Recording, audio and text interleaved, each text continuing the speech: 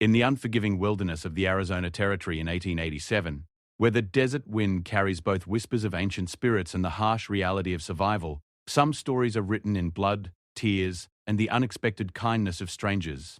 This is not a tale of conquest or defeat, but of two souls from different worlds whose paths crossed at the edge of a cliff where hope had nearly died.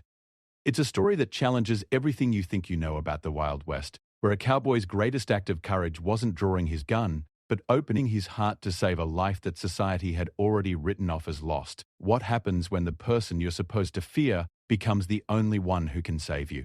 And what price does compassion demand in a land where survival often means choosing between your own life and someone else's? This is the true story of Ayana, whose name meant eternal blossom in Apache, and Jake Morrison, a cattle rancher who discovered that sometimes the most important thing you can lasso isn't a steer, but a second chance at life itself. The morning sun painted the red rocks of Canyon de Chelly in shades of gold and crimson as 15-year-old Ayana knelt beside her grandmother's bedroll, watching the old woman's labored breathing grow weaker with each passing hour.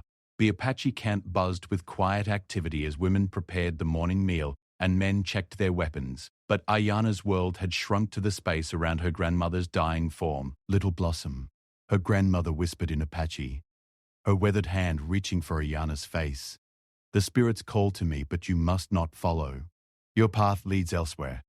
Ayana pressed her grandmother's hand against her cheek, feeling the papery skin that had once been strong enough to tan buffalo hides and gentle enough to braid her hair. Her grandmother had been her anchor since the soldiers had taken her parents 3 winters ago, dragging them away to the reservation at San Carlos. Without her, Ayana would be truly alone among her people. The tribal council had gathered near the chief's wickiup, their voices low but urgent. Ayana caught fragments of their conversation on the desert wind. The soldiers were coming again. The blue coats had been spotted moving through the valley, and the tribe would have to scatter into the mountains to avoid capture. But they couldn't travel with someone who was dying. When her grandmother's breathing finally stopped as the sun reached its peak, Ayana felt something break inside her chest like a dried gourd hitting stone. She prepared the body according to tradition, wrapping her grandmother in the finest blanket they owned, painting her face with the sacred ochre clay. The other women helped, their movements respectful but hurried. Everyone knew what was coming. Chief Nalnish approached her as the burial preparations concluded. His face was stern but not unkind as he spoke the words that would change her life forever. "Ayana, daughter of running deer, the soldiers come like storm clouds. We must move swiftly to the high country. Your grandmother's spirit has begun her journey to the afterlife, but you carry grief that will slow your steps and endanger the people." The other tribal members avoided her eyes. She understood. In Apache culture, touching a dead body, even in burial, made a person unclean for 4 days.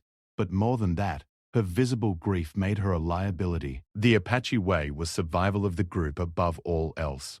"You will remain at Weeping Rock until the spirits cleanse you of death's shadow," the chief continued. "4 sunrises you must wait. If you survive and the soldiers do not find you, you may seek us in the sacred caves beyond the painted canyons." Weeping Rock was a narrow ledge high on the canyon wall, accessible only by a treacherous climb up handholds carved by ancient peoples. It was said that the rock face was stained by the tears of women who had waited there for warriors who never returned. Now Ayana would add her own tears to those ancient stains. The tribe left her with a small pouch of pemmican, a water gourd, and her grandmother's medicine bag. They also left her with her grandmother's body, which tribal custom demanded she bury alone since she had been the one to prepare it. As she watched her people disappear into the maze of red rock canyons, leading their horses and carrying their meager possessions, Ayana felt the weight of complete isolation settle on her shoulders like a stone blanket. The climb to Weeping Rock tested every muscle in her body. Carrying her grandmother's wrapped form made the ascent nearly impossible. But Apache tradition demanded that the dead be buried in high places, closer to the spirits. 3 times she nearly lost her grip on the ancient handholds. 3 times she found strength she didn't know she possessed. The ledge was barely wider than a horse's length, jutting out from the canyon wall like a broken finger pointing toward the endless sky. Wind whipped through the space constantly, carrying the scents of sage and juniper from the valley floor hundreds of feet below. Ayana found a shallow depression in the rock face and began the heartbreaking work of creating her grandmother's final resting place. Using a sharp stone, she scraped away at the sandy soil trapped in rock crevices, creating a shallow grave. Her fingers bled from the work, but she continued until the depression was deep enough to hold her grandmother's form. As she worked, she sang the death songs her grandmother had taught her, her voice mixing with the wind to create a haunting melody that echoed off the canyon walls. The burial took most of the afternoon. Following Apache custom, she placed her grandmother's most precious possessions in the grave. A silver bracelet traded from Mexican merchants, a small pot her grandmother had made as a young woman, and the eagle feather that had been passed down through 5 generations of their family. Finally, she covered the grave with stones, building a small cairn that would protect her grandmother's body from scavengers. As the sun began to sink toward the western horizon, painting the canyon walls in deeper shades of red and purple, Ayana sat at the edge of the ledge and wept. Her tears fell like rain into the canyon below, joining the ancient sorrow that gave Weeping Rock its name.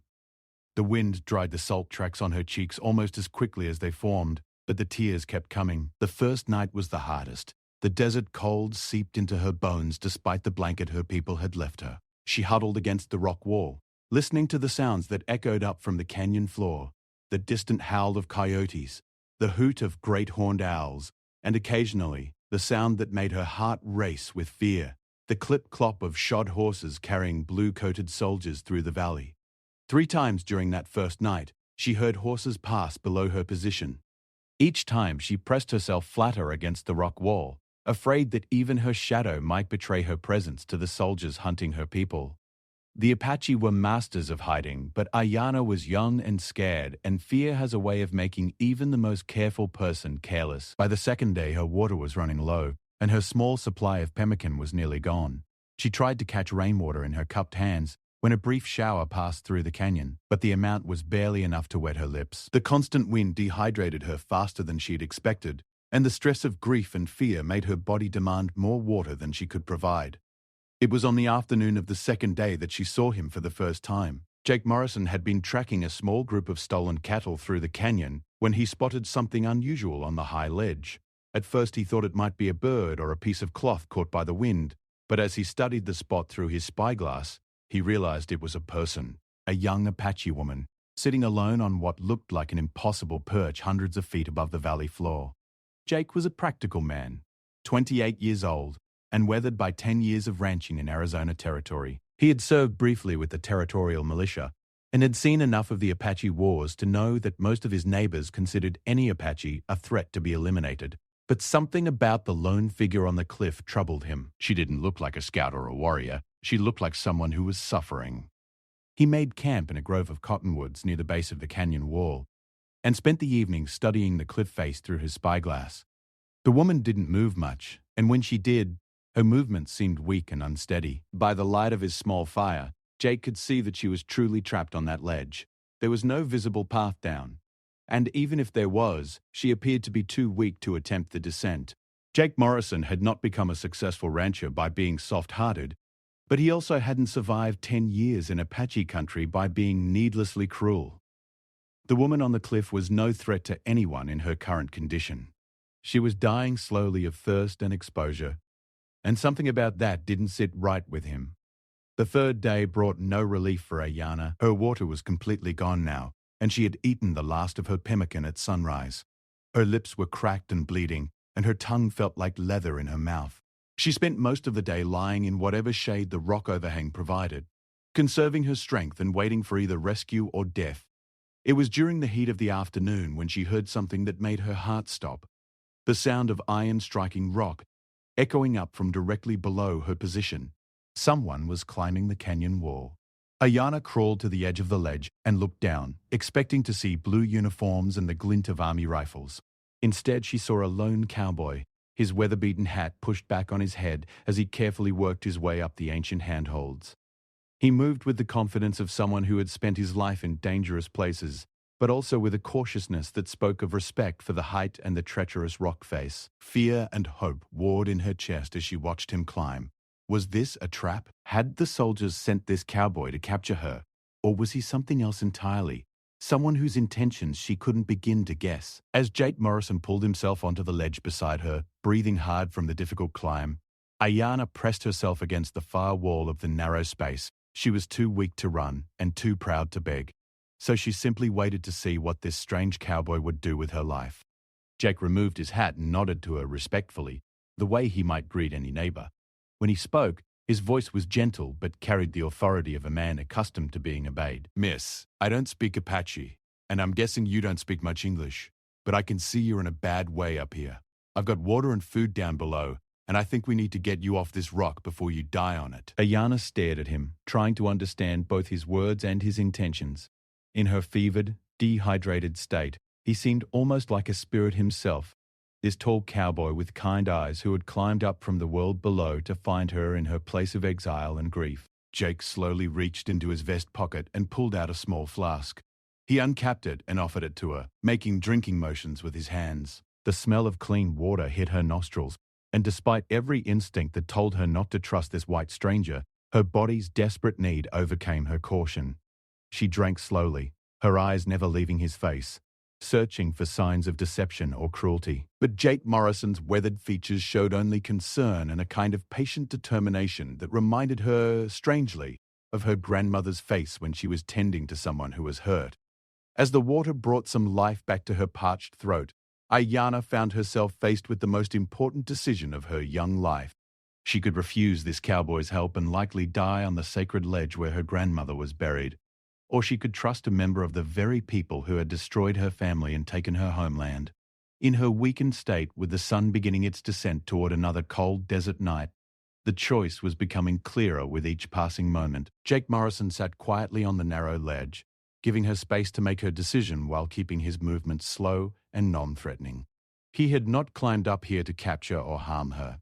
Something deeper than mere compassion had driven him up this dangerous rock face, though he couldn't have put that feeling into words if someone had asked him to try. As the afternoon light began to fade and the first evening stars appeared in the desert sky, two strangers from different worlds sat on a narrow ledge between earth and heaven, each wondering if they were about to make a choice that would change everything they thought they knew about life, death, and the possibility of hope in the most unlikely places.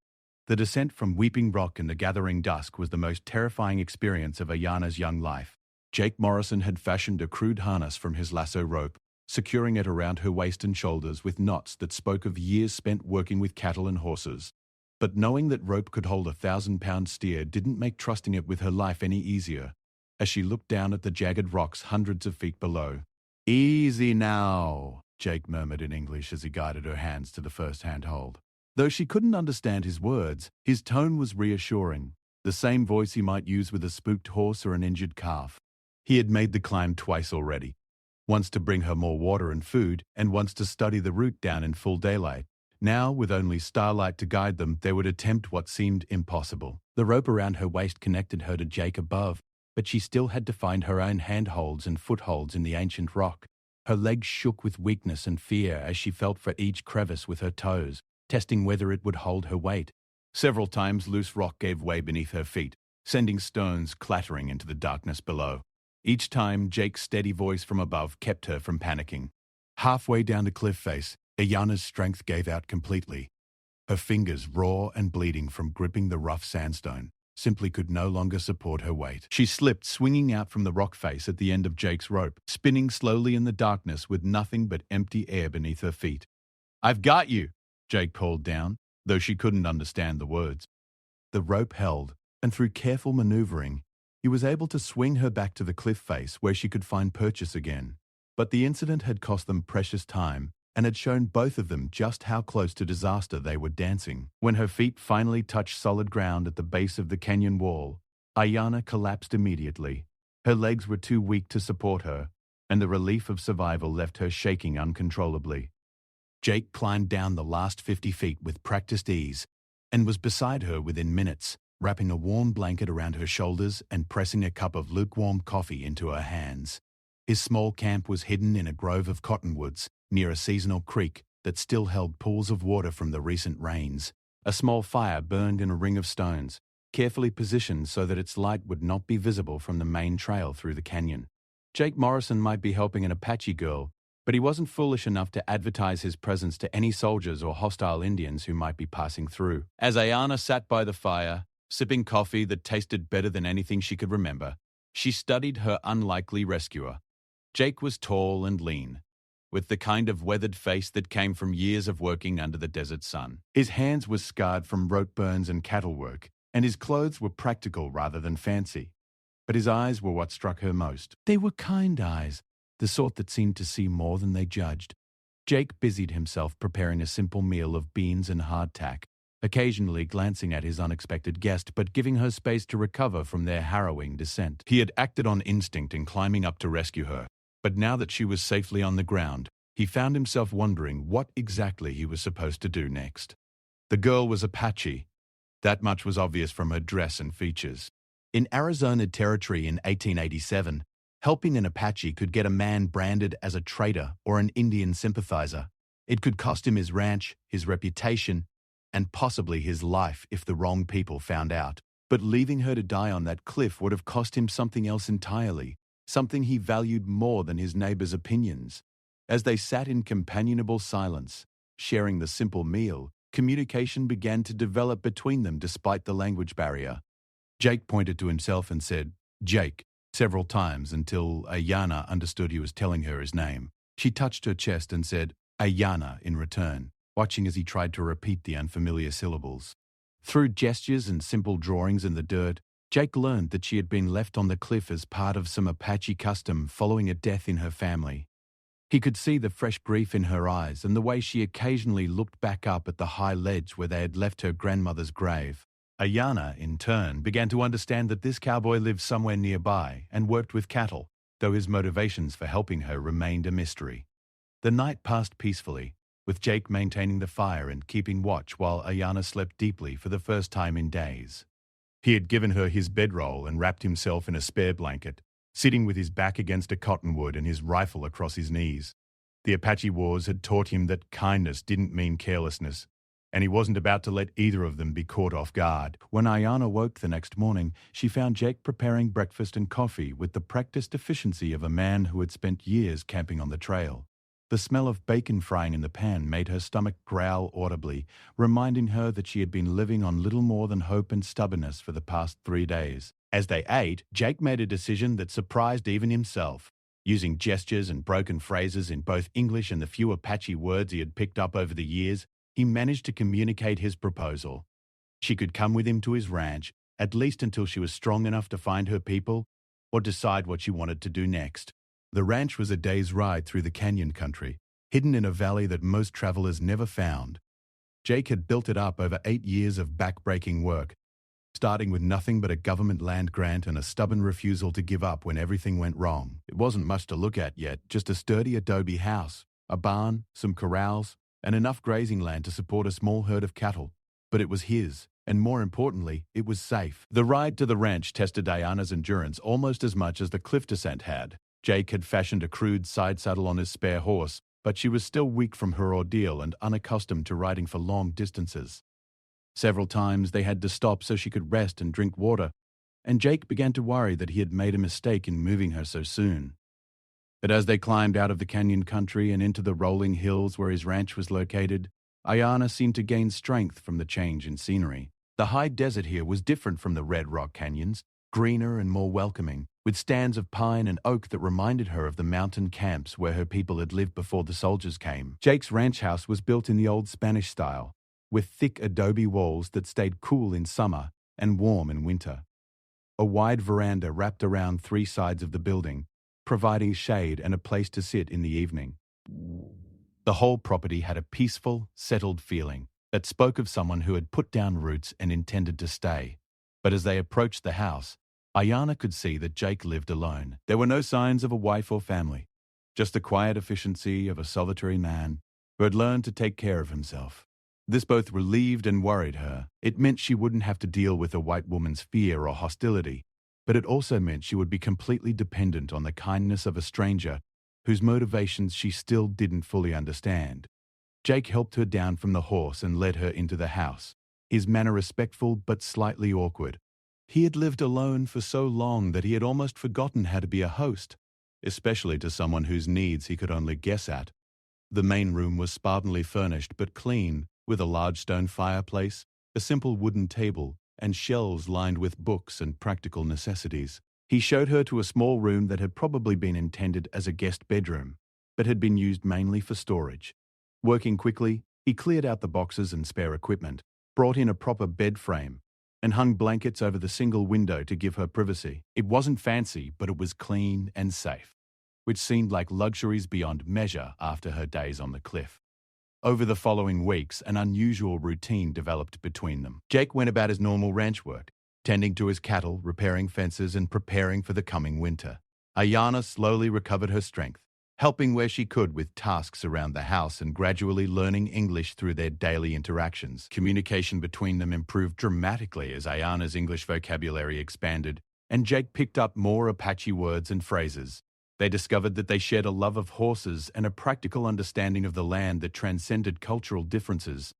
Ayana had grown up knowing which plants were good for medicine, which animals indicated the presence of water, and how to read weather signs in the behavior of birds and insects. Jake had learned similar skills through years of ranching, and they found they could teach each other things that no amount of formal education could provide. But the outside world had not forgotten about either of them. Stories began to circulate in the territorial capital about an Apache girl who had disappeared from the Army's wanted lists, and about a rancher named Jake Morrison who had been seen in unusual places at unusual times. The territorial authorities were under constant pressure from Washington to round up all remaining Apache and transport them to the reservation at San Carlos, and any Apache living free was considered a security threat. It was Jake's neighbor, Tom Bradley, who first brought word of the growing suspicion. Bradley ran cattle on the adjacent range and had always been friendly with Jake, but his manner was different when he rode up to the ranch house on a cold October morning. His face was serious, and he kept glancing toward the house as if he expected to see something that shouldn't be there. "Jake, I need to ask you something straight, and I need a straight answer," Bradley said as he dismounted from his horse. "There's talk in town about you harboring an Apache girl. Now, I know you're not stupid enough to do something like that, but I had to come out here and hear it from you directly." Jake looked his neighbor in the eye and lied with the same calm confidence he might use to bluff in a poker game. "Tom, you know me better than that. I've got enough trouble keeping this ranch running without taking on any extra complications." "Where'd you hear such a foolish story?" Sheriff Williams got word from the Territorial Marshal's office. "They're looking for an Apache girl who went missing from a group they were tracking down near Canyon de Shelley. Word is she might have been helped by someone, and your name came up because you were seen in that area around the right time." The conversation continued for another 10 minutes, with Jake maintaining his innocent facade while his mind raced through possible contingencies. Bradley eventually rode away, apparently satisfied by Jake's denials, but the encounter had made it clear that their situation was becoming dangerous. That evening, as they sat on the veranda watching the sun set behind the mountains, Jake tried to explain the situation to Ayana. Her English was good enough now that she understood the basic problem. The authorities were looking for her, and anyone helping her would be in serious trouble if discovered. "You could leave," Jake said quietly, though the words felt like stones in his mouth. "I could give you a horse and supplies, help you find your way to Mexico. The Apache there live free, at least for now." Ayana was quiet for a long time, watching the last light fade from the sky and the first stars appear. When she finally spoke, her English was careful but clear. "My grandmother, she'd tell me my path leads elsewhere. I think maybe this is elsewhere. I think maybe I stay and we figure out how to make it work." Jake felt something tighten in his chest at her words, a mixture of relief and fear that he couldn't quite name. Keeping Ayana safe was going to require more than just good intentions. It was going to require careful planning, considerable risk, and a level of deception that went against every honest instinct he possessed. But as he looked at this young woman who had survived loss, abandonment, and near death with a dignity that humbled him, Jake Morrison made a decision that would define the rest of his life. Whatever it took, whatever the risk to himself, he was going to find a way to make this work. The alternative was unthinkable. The plan that Jake and Ayana developed over the long winter months was born of necessity and desperation, but it was also surprisingly practical. If Ayana couldn't live as an Apache without being captured and sent to the reservation, then she would have to become someone else entirely. The question was how to transform a 15-year-old Apache girl into someone who could move freely in the white settlements of Arizona Territory. The first challenge was her appearance. Ayana's dark skin and distinctly Apache features would mark her immediately in any white settlement. But Jake remembered stories from his time with the territorial militia about Mexican women who had been captured by Apache raids as children and later rescued by the army. These women often struggled to readjust to Mexican society and sometimes married American settlers looking for fresh starts in the territories. Working together through the winter, they created a new identity for Ayana. She became Ana Morales, a young Mexican woman whose family had been killed in an Apache raid when she was a child. She had been raised by the Apache but rescued by Jake during a cattle drive through the border country. The story explained her limited Spanish, her extensive knowledge of Apache customs, and her obvious comfort with frontier life. More importantly, it gave her a legal existence in the white world that couldn't be easily challenged. Jake taught her to read and write in English during the long winter evenings, using his small collection of books and newspapers. Ayana proved to be a quick learner, picking up not just the mechanics of reading but also the cultural knowledge that would help her play her new role convincingly. She learned about Mexican customs from Jake's Mexican ranch hands, who taught her enough Spanish phrases and cultural details to support her cover story. But the most important part of their plan was the marriage proposal that Jake made on a cold February morning as they worked together to repair a fence damaged by winter storms. It wasn't a romantic proposal in the traditional sense, but it was perhaps the most honest offer of partnership that either of them had ever encountered. "Ana," he said, using her new name naturally after months of practice. "I've been thinking about our situation, and I believe there's only one way to make this work permanently. If you're willing, I'd like you to become my wife. Not because I'm trying to take advantage of you, but because a married woman has protections and rights that an unmarried Apache girl never could. As my wife, you'd be a citizen, you'd have legal standing, and no one would have the right to question your presence here." Ayana looked at this man who had already risked everything to save her life and give her a chance at freedom. Over the winter months, she had come to know Jake Morrison as someone who was fundamentally decent, hard-working, and gentle in ways that had nothing to do with weakness. He had never once made her feel threatened or uncomfortable, despite the fact that she was completely dependent on his protection. "You know I cannot give you love like a wife should give," she said carefully in her improving English. "My heart still grieves for my grandmother, my people, my old life. I do not know if that grief will ever fully heal." "I'm not asking for love," Jake replied. "I'm asking for partnership. I'm asking for someone to share the work and the worry and the hope of building something good in this hard country. Love might come in time, or it might not. But respect and friendship and shared purpose, those are things we already have." The wedding took place in the small church in Prescott on a warm day in March 1888. Father Miguel, the Mexican priest who served the scattered Catholic community in the territory, performed the ceremony without asking too many questions about Anna's background. Jake had made substantial donations to the church over the years, and Father Miguel was more interested in seeing a good man settle down than in investigating the bride's past. Tom Bradley stood as Jake's witness, still somewhat suspicious of Anna's sudden appearance in Jake's life, but unable to find any specific fault with the quiet, hard-working young woman who had clearly made his neighbor happy.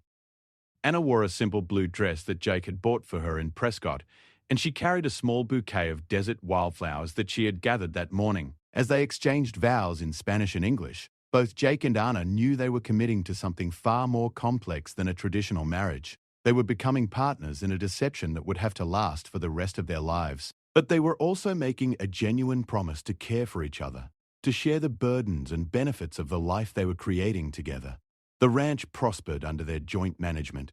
Anna's knowledge of desert plants and animal behavior helped Jake improve his land management practices, while her skill at reading weather signs and seasonal patterns made their cattle operations more efficient.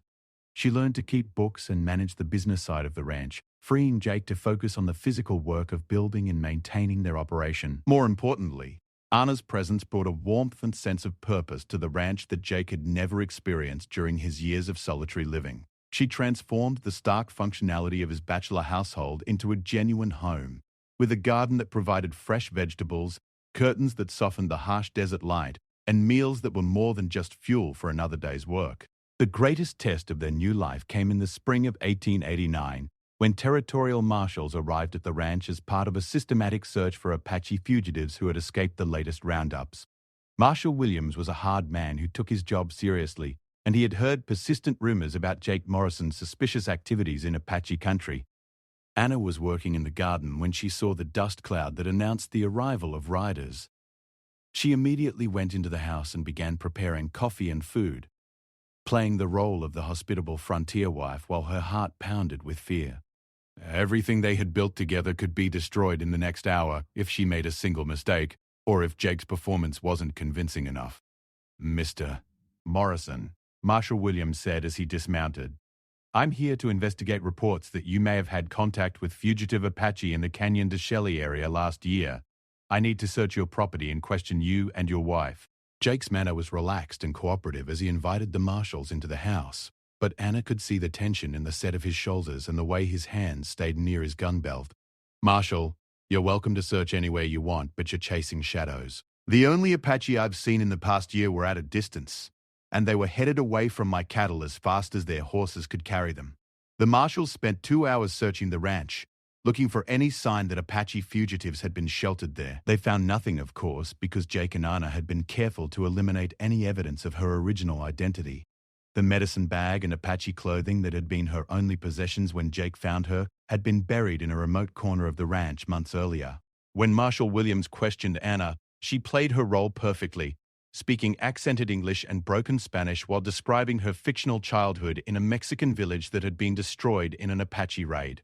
Her story was consistent with what she had told Father Miguel and Tom Bradley, and her obvious pregnancy, which was just beginning to show, supported the image of a respectable frontier wife rather than a fugitive Indian. "Mrs. Morrison," the marshal said, studying her face carefully, "you seem to know a lot about Apache customs, for someone who was their prisoner for such a short time." "Señor," Anna replied, dropping her eyes in the manner of a respectful Mexican woman.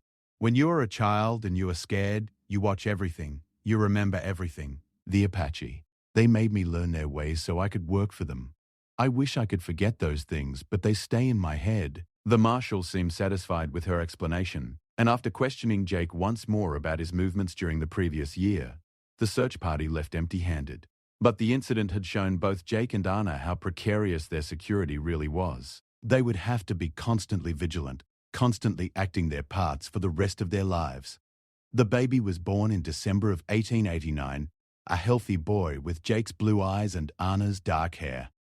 They named him David Miguel Morrison, and his arrival completed their transformation from two lonely people playing roles to a genuine family bound together by love and shared responsibility. Watching Jake hold his son for the first time, Anna felt something shift in her heart, a warmth that had nothing to do with gratitude or partnership and everything to do with the man who had risked everything to save her life and then given her a life worth living.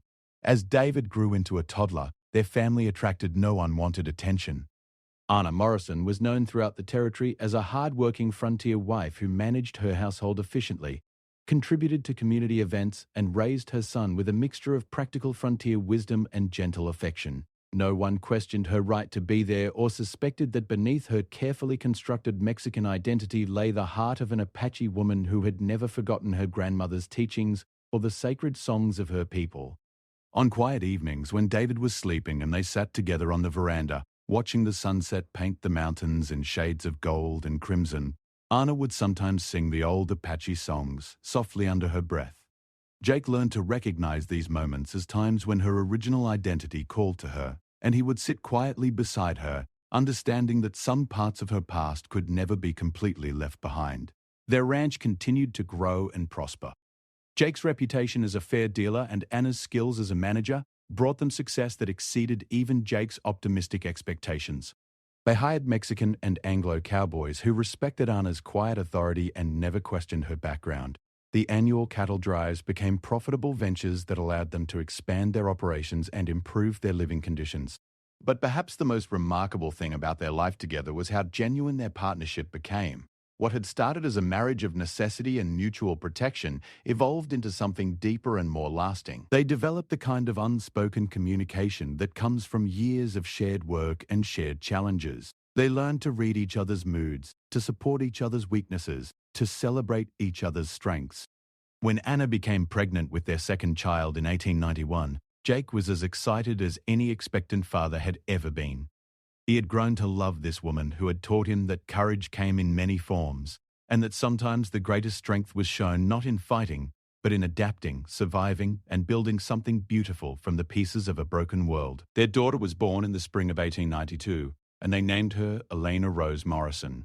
She had Anna's dark eyes and Jake's stubborn chin, and from her earliest days she showed signs of having inherited the best qualities of both her parents. David adored his little sister, and watching their children play together in the garden Anna had created, Jake often marveled at the unlikely chain of events that had brought them all together.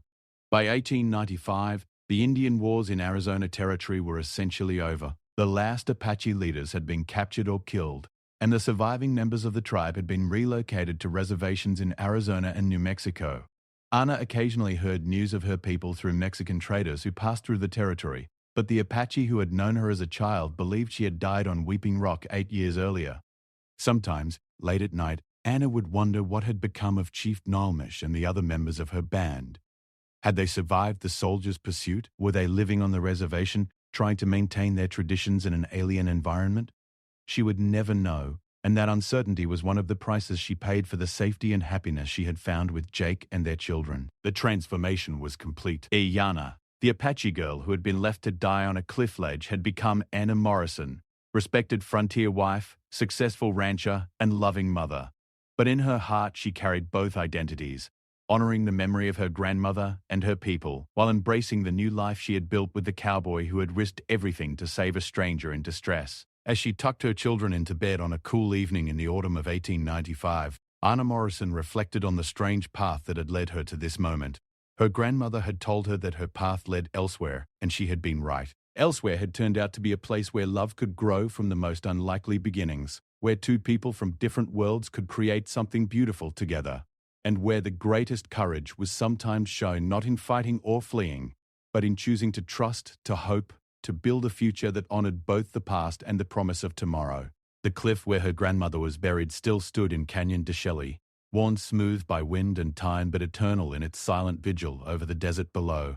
And in a valley many miles away, a family gathered around their dinner table each evening, bound together by love, respect, and the knowledge that sometimes the most important thing you can do in life is reach out to help someone who is crying alone on a cliff, waiting for hope to find them in the most unlikely of places.